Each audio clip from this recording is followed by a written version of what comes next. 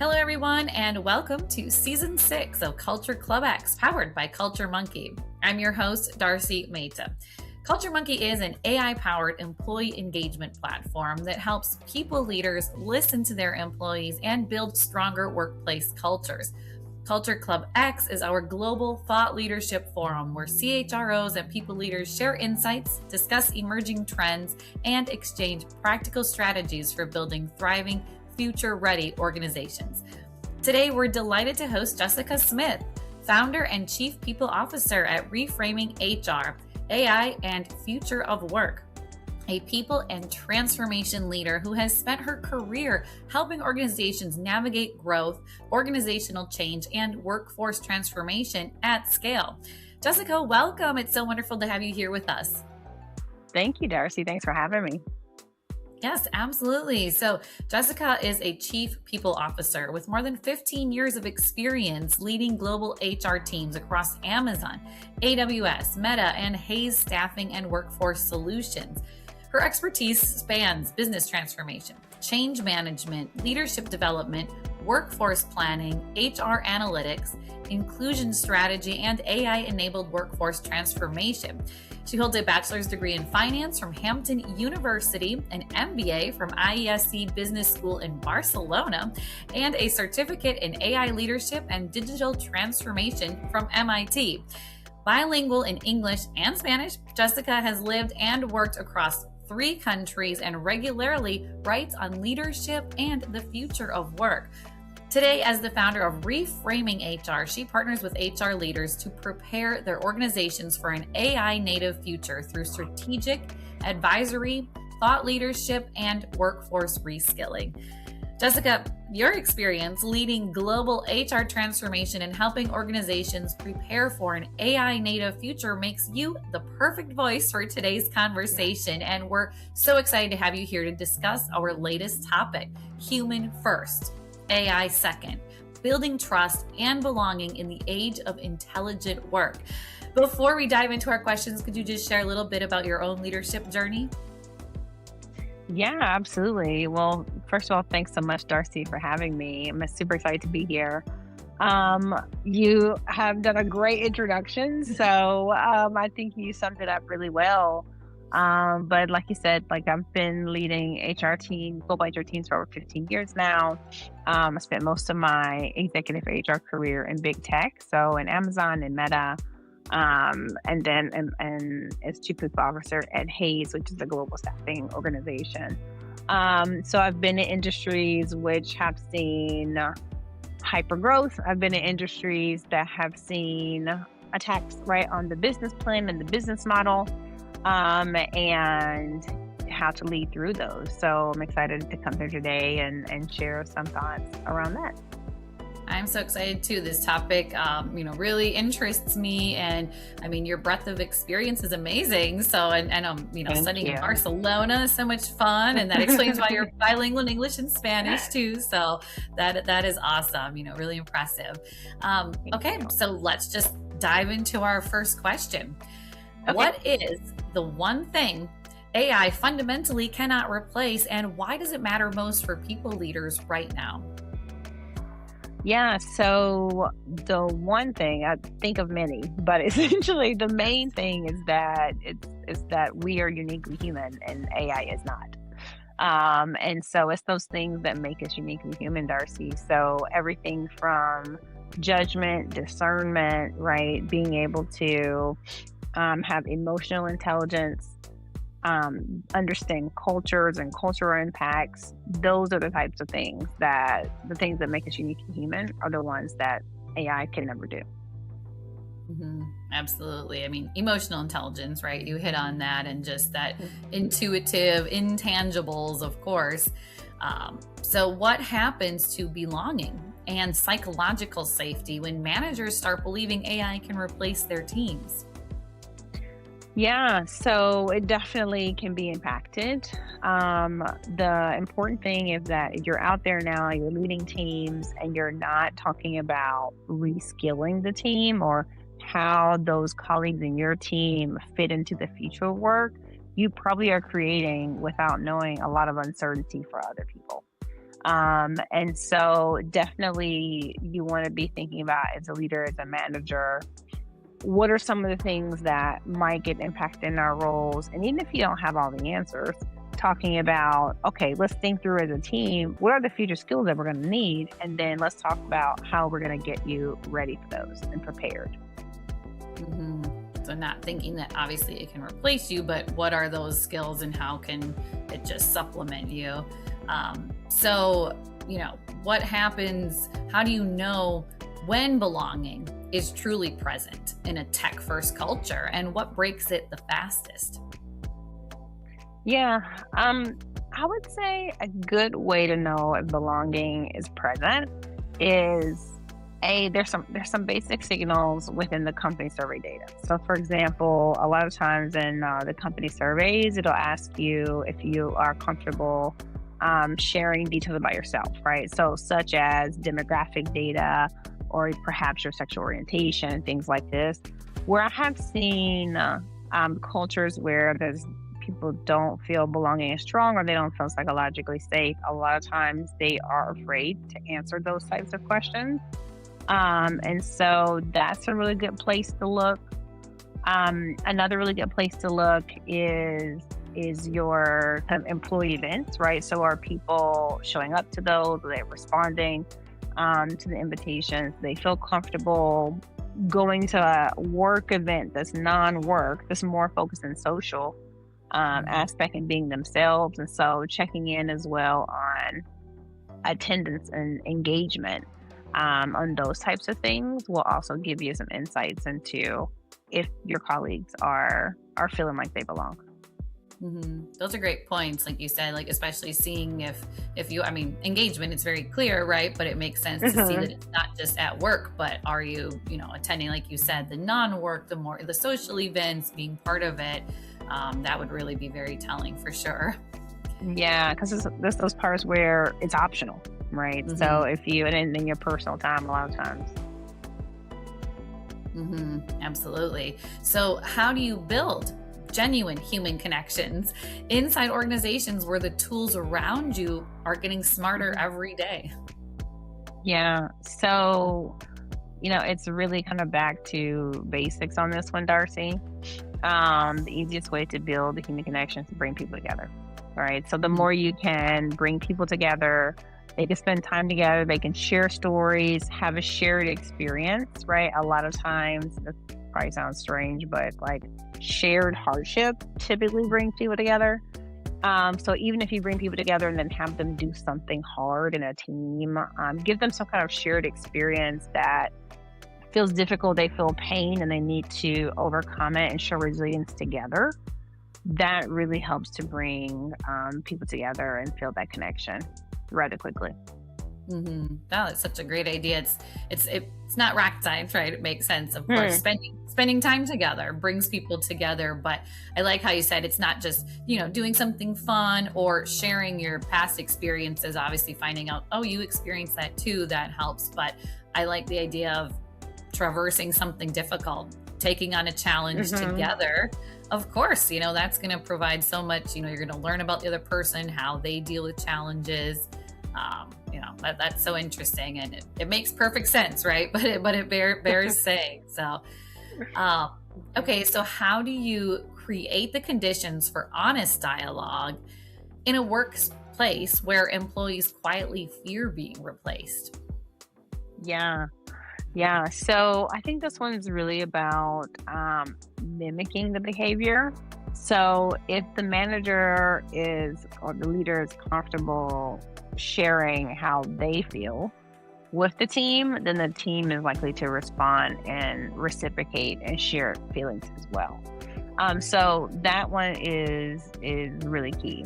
And so the more you can share your own thoughts and fears, but then also thinking that you can't just drop a fear on the team, walk away, right? You need to share your own thoughts and fears, thinking that also there's a solution coming, or here's what you've been thinking about, and here's what we're going to do about it. That'll help the team feel like they can connect as well and share their thoughts. And just reassuring them, right? Like in a moment where nobody has any of the answers. So reassuring them that it's something that you're all going to go through together. But at the same time, being proactive, which is really going to be the key. I love that, being proactive, and like you said, the mimicking. So it starts from the top down, of course, from the manager, and not just sharing their own thoughts and experiences, but then being ready to listen, to listen back, right? I mean, obviously everybody has the same fear. AI has come at us very quickly at everybody. Yes. And you're always being told you're going to be left behind and there's this, that, but it's like realizing many of us, many people, managers included, have those same fears, have those same thoughts and questions. And so starting that opens up the discussion, right? Yeah, absolutely. Well, and I think too, like AI is not going to replace your entire job, right?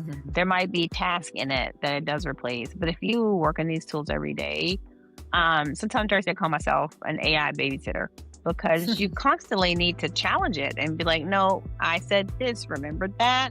No, we talked about this the other day, go back and review it, right? You can't 100% rely and trust what the technology says, right? It still has plenty of hallucination. So if you're working every day, you absolutely understand that nobody should be using this, completely without a human in the loop at the minimum. In its current state. And so you should be asking yourself, okay, so if that's the case, let me just get real about what can be automated in my role, and then let me figure out, right? Take the agency to figure out for yourself what those things are, and then just do them, right? And then look for what are the next skills. At Reframing HR, we focus a lot on reskilling. And thinking about what are the next skills for someone and taking their job. And so those are some of the things people can think about. If they want to protect their role, this is the best way.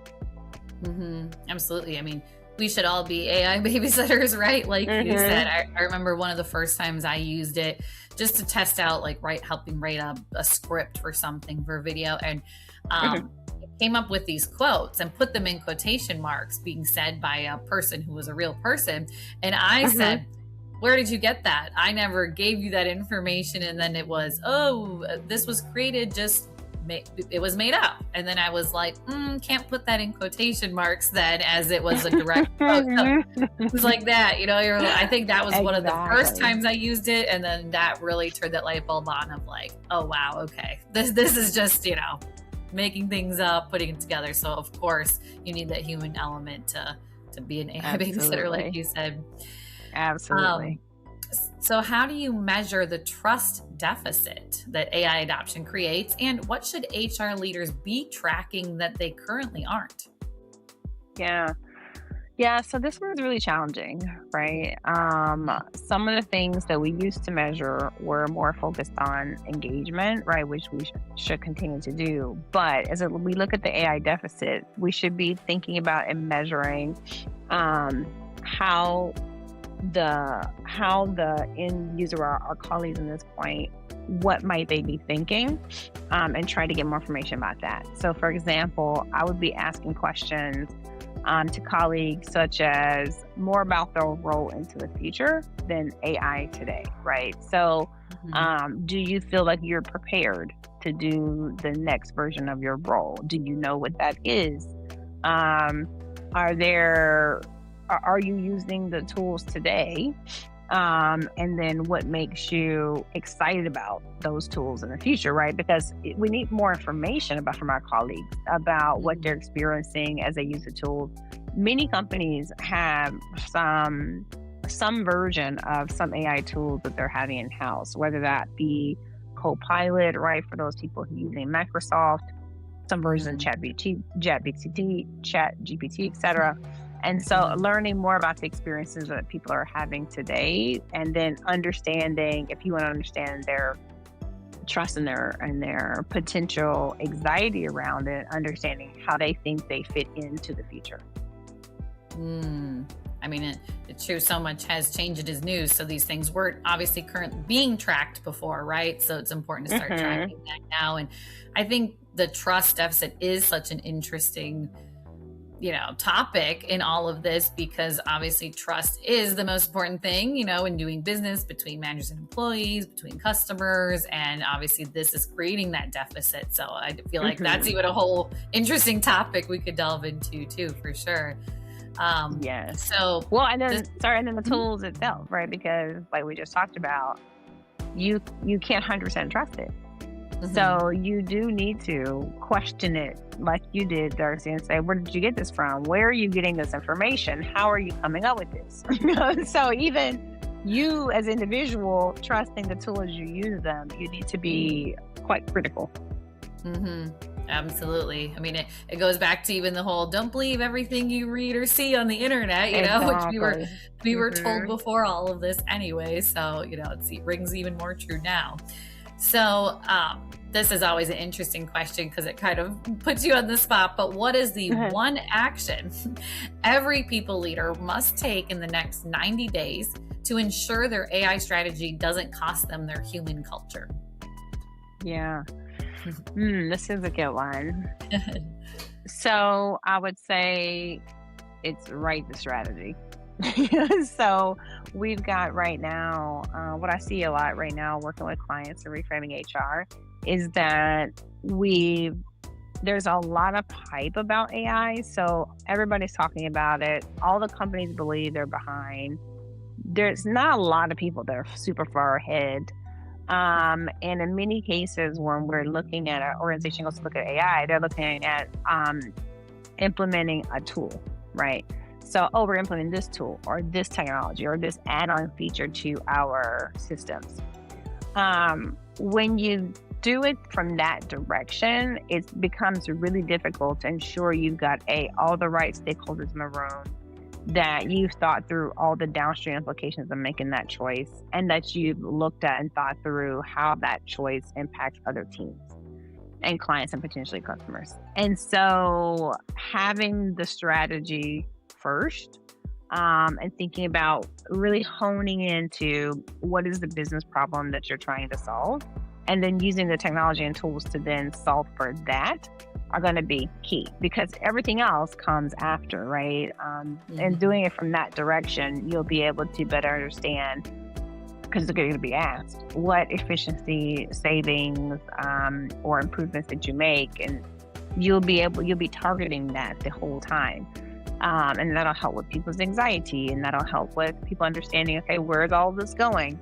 And so really being clear in the next 90 days of what is your roadmap, and realizing that it may change, right? Because the technology literally is changing every day. It's improving, it's changing. And so you might need to make changes, but you definitely, if you find yourself especially buying tools without thinking backwards from what is the bigger business problem you're trying to solve, that is probably where you're going to find it difficult to solve for some of the other things in the future. Definitely. It's like, I mean, it's easy to get excited or to say, oh, I've got to try this new tool or dive into this, but for what purpose? To what end? What are you trying to solve? So no, that makes perfect sense. And I love that question and that answer to kind of see, what can you do? And 90 days is a long time too, right? So like you said, it may change. You have to be ready to adjust course. But no, that's a great answer. So thank you for that. Okay, so what role should continuous listening play in helping HR leaders detect trust and belonging gaps in an AI-driven workplace? Yeah, so this is going to be key over the next year and a half, because just like we just talked about, everything's changing quickly.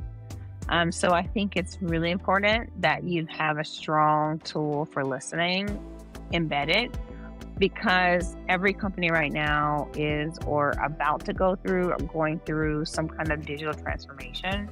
The digital transformation in this scenario will transform, in many cases, the business model itself or the way things are done. That is meaning that you are transforming like the core.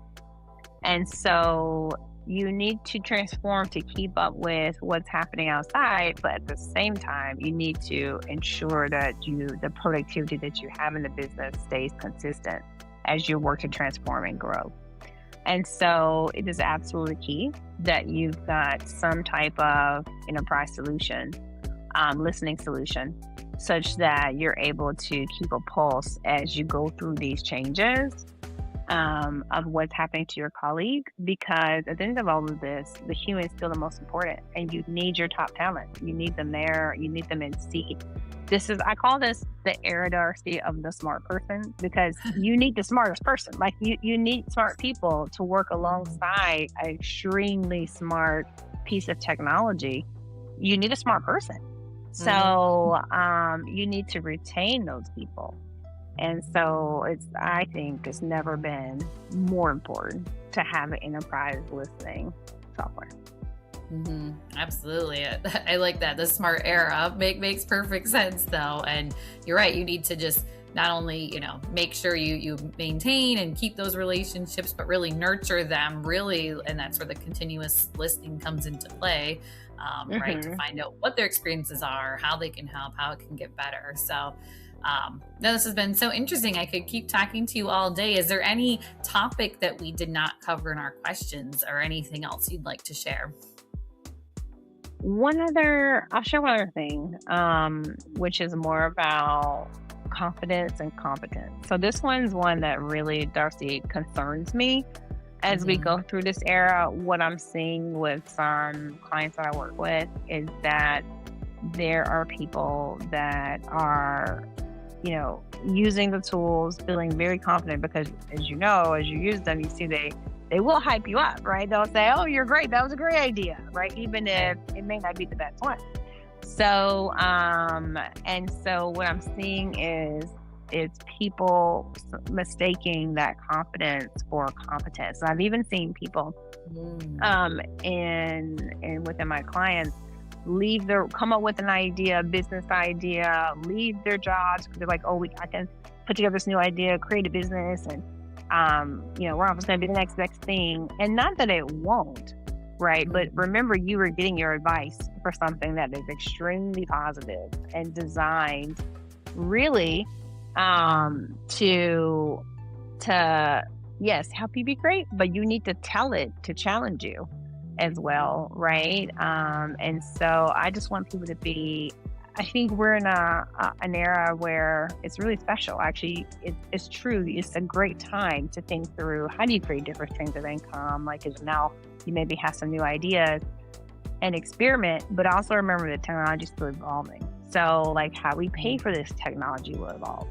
And maybe the thing you're getting today is so expensive in the future that the business model you created doesn't work, right? So because it's all still evolving, we need to be very careful, and especially even as individuals, that we don't let our confidence outweigh our what we know to be true, and make sure we're holding those truths really close to us, such that we continue to take good choices. That's amazing. What a great last thing to share. The competence and confidence. And I mean, that's where experience comes into play, right? Like, having an understanding, having worked in business, and it's, yes, not being so quick to, oh yes, that's great. And, jump off to the next big thing. But with your experience, okay, I need to think through this more and everything. And, it's kind of like that whole culture of, you participated, you get a ribbon, everyone did great. Like you said, like this is designed to give you the confidence, which can be good with some things. But, my husband and I have a funny thing. We call it like the idea notebook. We don't even have a real one, but, we come up with ideas all the time, and we'll be like, let's stick that in the idea notebook. So, it's like, not all ideas are going to work or great, but it's just, it's fun to brainstorm or come up with that. But, I like that. That's really good advice. So yes. No, thank you so much. I mean, your insights on trust, belonging, and the human side of AI adoption have been both timely and thought-provoking. And as organizations continue to invest in AI and intelligent technologies, it's becoming increasingly clear that technology alone cannot create high-performing workplaces. Sustainable success will come from leaders who can balance innovation with empathy and efficiency with human connection. And one of the key takeaways from today's discussion is that trust and belonging are not soft outcomes. They are business critical foundations that determine whether employees embrace change, contribute their best work, and remain engaged through transformation. And that's where CultureMonkey excels, with pulse surveys and real-time listening capabilities that help people leaders understand employee sentiment, identify trust gaps early, and build cultures where both people and performance thrive. And before we end, Jessica, how can our listeners connect with you to keep this conversation going or to share their own perspectives? Yeah, so definitely on LinkedIn, Jess Smith, Reframing HR. Also, the Reframing HR website, so reframinghr.com. And then finally on Instagram, I also write a blog on leadership and post a lot of things there, which is leadership lessons _from_life on Instagram. Okay, amazing. I can't wait to read your blog and connect with you as well. And to all our listeners, thank you so much for being here as always. And don't forget to follow, share, and subscribe. And that's a wrap for this episode of Culture Club X, powered by CultureMonkey. Until next time, I'm your host, Darcy, signing off.